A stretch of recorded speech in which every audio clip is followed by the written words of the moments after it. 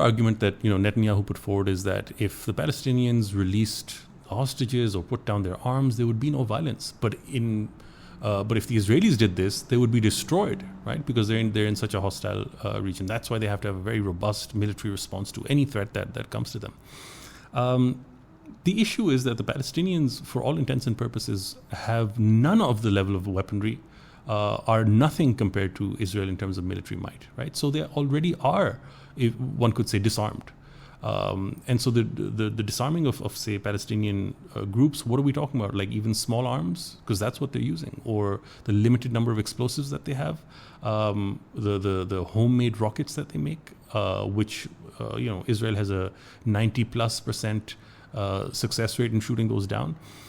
They're barely a pinprick to the Israelis. So when we're talking about the impact of whatever weapons the Palestinians have,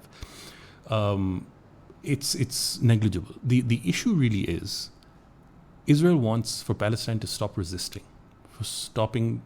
It wants the Palestinian people to stop saying that there's an occupation. It wants them to hand over its land to the Israelis and allow for settlements to be built all around it.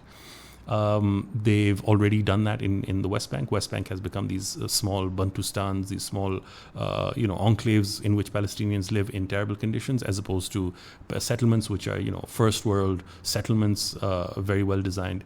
And you have pogroms against Palestinians taking place, right? You'll have settlers just decide one day, today we're going to destroy this particular Palestinian. So that is the West Bank. In Gaza, what they did was they put it under a severe siege. So much so that the Israelis at one point had to calculate, based on the population, how many calories of food should they allow inside Palestine, inside Gaza. And that was, it just seems, this cruelty at an industrial scale.